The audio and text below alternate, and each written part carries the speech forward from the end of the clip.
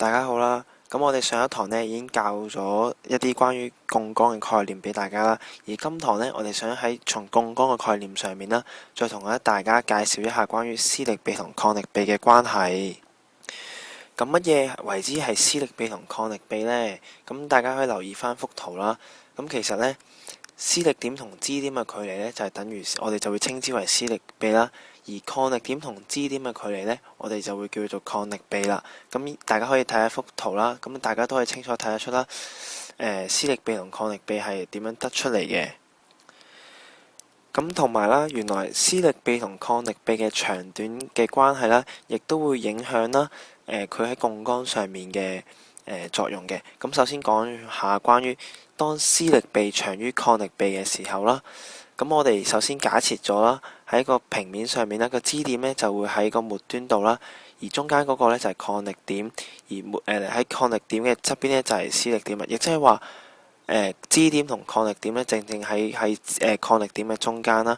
咁我哋睇得出啦，喺呢幅圖裏面啦，施力比嘅長度呢係大過抗力比嘅，咁我哋亦都可以稱之為呢個係散力槓桿啦。接着啦，咁就講下關於當抗力比長於施力比嘅時候，又會點樣呢？咁喺幅圖上面可以睇得出啦，抗力比嘅距離呢係長過施力比嘅。咁喺呢個情況底下啦，就會形成一個叫費力槓桿嘅情況嘅。咁第三啦，就係當施力比同抗力比長度相等嘅時候，就會係形成大家平時好常見嘅等比槓桿啦，即係可能大家玩搖搖板嘅時候，亦都會嘗試過。當兩樣物件喺搖搖板上面嘅重量都係一樣嘅時候啦，塊搖搖板就會形成一個同地面形成一個平衡啦。亦都係喺嗰幅圖上面都睇得出啦。當施力比同抗力比嘅距離係相等嘅時候啦，佢哋嘅就會形成一個叫等比槓桿啦。咁我喺頭先講咗咁耐之後啦，大家知唔知原來其實施力比同抗力比咧同槓桿有咩關係呢？咁其實呢，施力比同抗力比呢係可以同槓桿嘅關係就係依照翻施力點、抗力點、支點喺槓桿嘅相對位置嚟分類嘅。咁係有三類嘅，分別係第一類槓桿啦、第二類槓桿啦，同埋第三類槓桿嘅。咁首先同大家講下第一類槓桿啦。咁第一類槓桿呢，佢嘅施力點啦、抗力點啦，分別係喺支點嘅兩邊嘅。咁但係咧，大家唔可以諗住佢係一定係散力，定係一定係費力嘅。咁我哋就要睇下佢嗰個抗力比同埋施力比嘅距離去分別嘅。咁生活上嘅例子有鐵鈎啦、鉸剪啦、搖搖板同天秤嘅。咁啱啱都講到啦，要斷定佢係施力槓桿啊定係費力槓桿嘅時候啦，我哋都要睇翻佢喺施力比同抗力比嘅長度嘅。咁首先喺第一個喺嗰個表方面啦，喺第一幅圖上面大家睇得出啦，當施力比大過抗力比嘅時候啦，咁佢嘅施力呢就會細過抗力啦，咁會形成一個叫散力槓桿啦。咁第二嗰個呢就係當施力比等於抗力比嘅時候，施力亦都會等於抗力。咁呢個情況下就係一個不散力、不費力嘅槓桿啦，即係等比槓桿啦。咁第三個情況就係當施力比嘅長度啦係細過抗力比嘅長度嘅時候啦，咁施力嘅力量咧就會大過抗力啦，咁我哋就會叫佢做呢個叫費力槓桿嘅啦。咁好啦，我哋到介紹下第二類槓桿啦。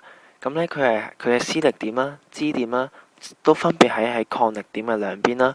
喺呢個情況底下啦，係一個叫散力槓桿啦，而且仲要係一定嘅添。咁係有啲咩生活例子呢？就譬如有獨輪車啦、胡桃鉗啦、開瓶器同埋撬棍咁樣嘅啫。咁啱啱提及到啦，第二類槓桿係一個一定散力嘅槓桿啦。咁係點解呢？咁我哋喺幅圖度喺個表度睇到啦，係由於啦佢嘅施力情形方面啦，係施力比嘅距離係大過抗力比嘅距離啦，咁佢就會形成啦施力嘅力量呢就會細過抗力嘅力量，咁就會形成一個叫散力槓桿啦。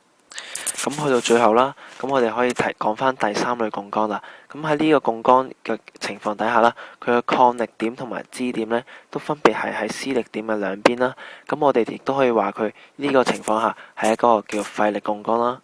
咁譬如有啲咩生活例子呢？譬如麵包夾啊、掃把、筷子等等，都係一個第三類槓桿嘅。咁呢，喺翻第三類槓桿呢幅圖表上面睇得出啦。咁由於佢之所以係廢力槓桿嘅原因呢，就因為喺施力嘅情形嘅時候啦，施力臂嘅距離呢係會細過抗力臂嘅距離，導致啦施力嘅力量大過抗力，形成我哋就會叫做廢力槓桿啦。咁喺做實驗之前啦，就同大家做翻個小總結先。咁啱提及到啦，施力點同支點嘅距離啦，我哋就稱之為施力臂；而抗力點同支點嘅距離呢，我哋就叫做抗力臂。而槓桿喺施力臂同抗力臂嘅關係上面啦，我哋可以再細分為有第一類槓桿、第二類槓桿同埋第三類槓桿嘅。咁而第一類槓桿呢，佢嘅喺施點嘅方面啦，就係話支點呢一定會喺中間嘅，而頭尾呢就係施力點同抗力點嘅。咁佢就唔係一定係散力，又唔一定係廢力嘅，要睇係施力嘅情況、施力嘅大細同埋施力臂同抗力臂嘅長度去決定嘅。而第二類槓桿呢係一定散力嘅，咁佢嘅施力點啦、支點啦都分別喺抗力點嘅兩邊啦。而第三類槓桿呢係一定廢力嘅，咁佢係抗力點同支點呢亦都分別喺施力點嘅兩邊嘅。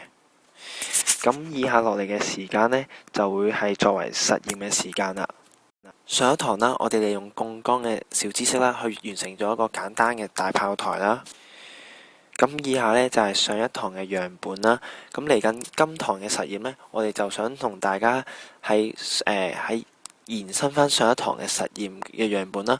我哋今次係換上咗一個比較長啲嘅木棒啦，去等大家去清晰地可以更加了解啦，唔同嘅長度啦，即係講咩呢？就係話唔同長度嘅施力臂同抗力臂嘅長度啦，會點樣影響呢個大炮台嘅運作啦？咁呢條影片裏面啦，左手邊嗰個呢就係上一堂嘅模型啦，而右手邊嗰個呢就係我哋今堂啦加長咗施力點同抗力點嘅距離之後嘅模型啦。咁而家個同學就做緊啦，就想話俾大家聽啦，施力點啦同埋支點嘅距離啦，同埋抗力點同埋支點嘅距離係幾多嘅？咁我哋睇得出啦，支點同埋抗力點嘅距離喺上一堂模型喺左邊模型當中啦，唔係話特別長嘅。咁而家我哋度下右手邊嘅模型啦，咁我哋可以睇得出啦，支點同抗力點嘅距離呢，有成100簡尺多少少啦，比頭先左邊嘅模型多出好多嘅。而家右邊個模型呢，嘅施力點同支點嘅距離呢，亦都會比頭先嗰個多出少少嘅。咁我呢個就係呢兩個模型嘅分別啦。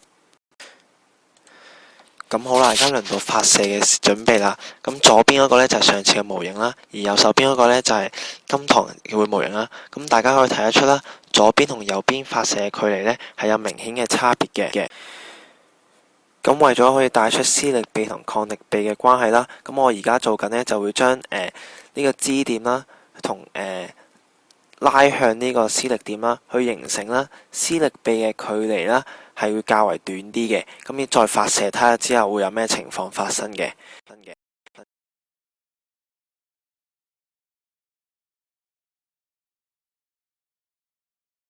咁最後啦，做翻個總結啦。咁從剛才影片得知啦，咁當施力點同支點嘅距離縮短啦，會令到炮台發射得更遠嘅原因呢，就係因為個抗力少咗啦，導致個距離可以增長咗啦。